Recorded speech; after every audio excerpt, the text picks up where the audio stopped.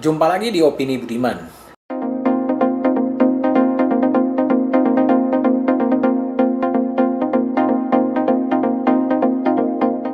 Inspektur Jenderal Verdi Sambo akhirnya menulis surat bertulisan tangan. Surat itu tertanggal 22 Agustus dan ditulis di atas meterai.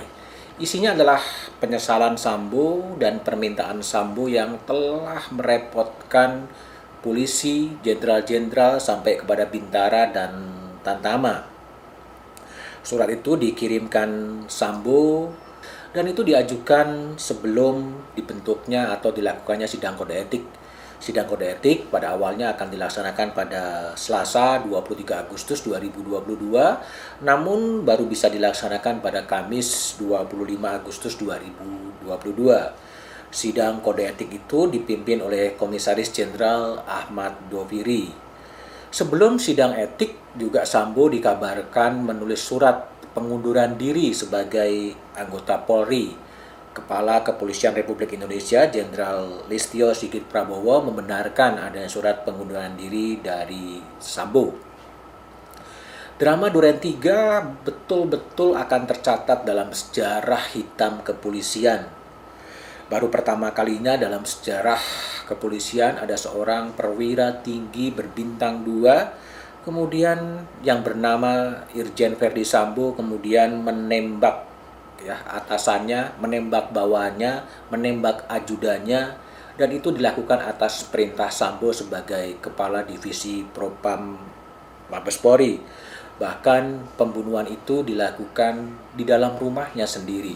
Sesuatu yang memang sangat jauh dari akal publik, sangat tidak bisa dipahami oleh publik bagaimana pembunuhan itu dilakukan di rumahnya sendiri. Bahkan setelah pembunuhan itu dilakukan, Sambo tetap berupaya untuk menghilangkan jejak-jejak, merusak TKP, mengambil CCTV dan barang bukti lain, dan lebih dari 90 polisi terseret dalam kasus Sambo. Bahkan nama penasihat Kapolri pun ikut terbawa-bawa, disebut sebagai ikut menyusun skenario pengaburan perkara dalam kasus Sambo. Beruntunglah kemudian publik tersadarkan, masyarakat sipil kemudian bangkit dan kemudian ikut mengawasi, dan juga kemudian disupport oleh Presiden Jokowi yang sampai 4 kali yang mendesak Polri untuk menyelesaikan kasus itu. Situasi itu membuat kasus ini terungkap di tengah DPR yang melemah.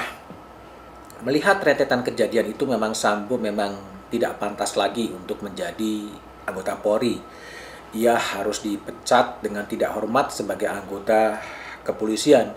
Ia pun harus menjalani sidang pidana dengan sangkaan pembunuhan berencana.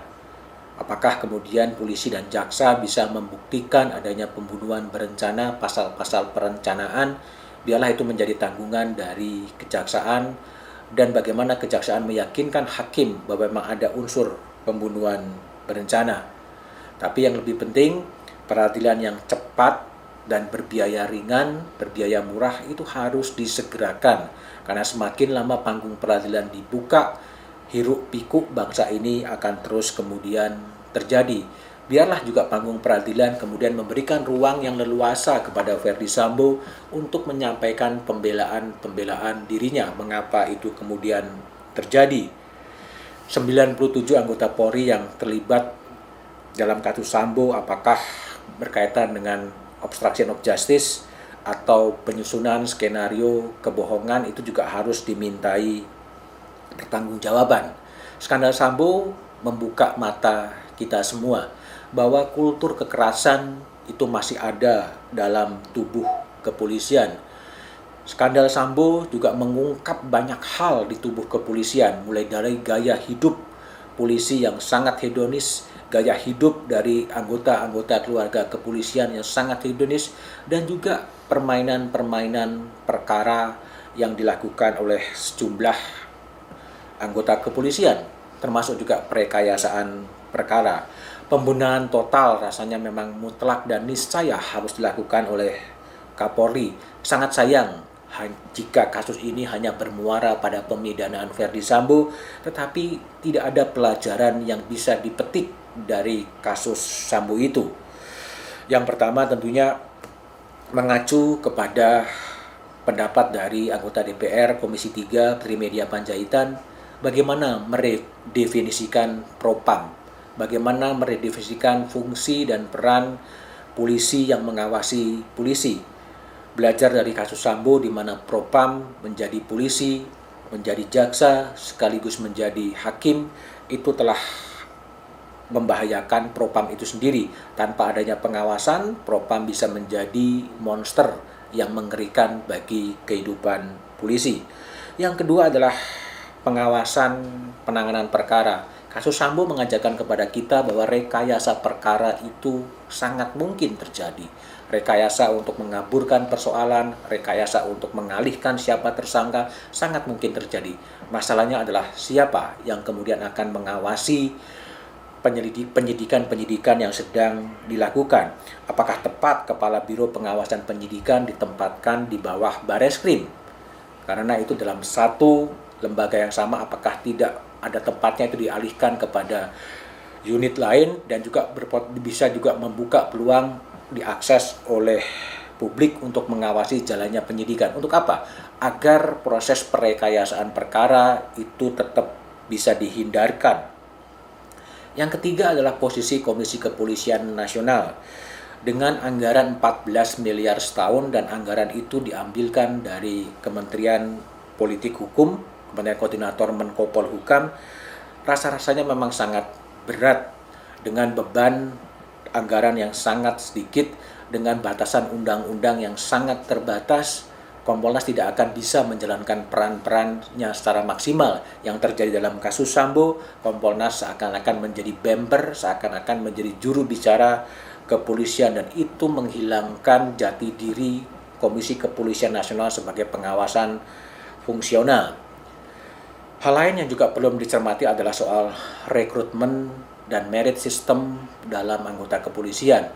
Ini juga menjadi PR yang harus dikerjakan oleh kepolisian. Bagaimana promosi jabatan, musasi jabatan betul-betul ditentukan oleh merit system yang lebih transparan, yang lebih accountable, bukan dengan kedekatan orang bisa sekolah, orang bisa segera promosi. Termasuk halnya terhadap rekrutmen penasihat ahli Kapolri, penasihat A, penasihat B, juga betul-betul perlu dipertimbangkan bagaimana rekam jejak yang bersangkutan.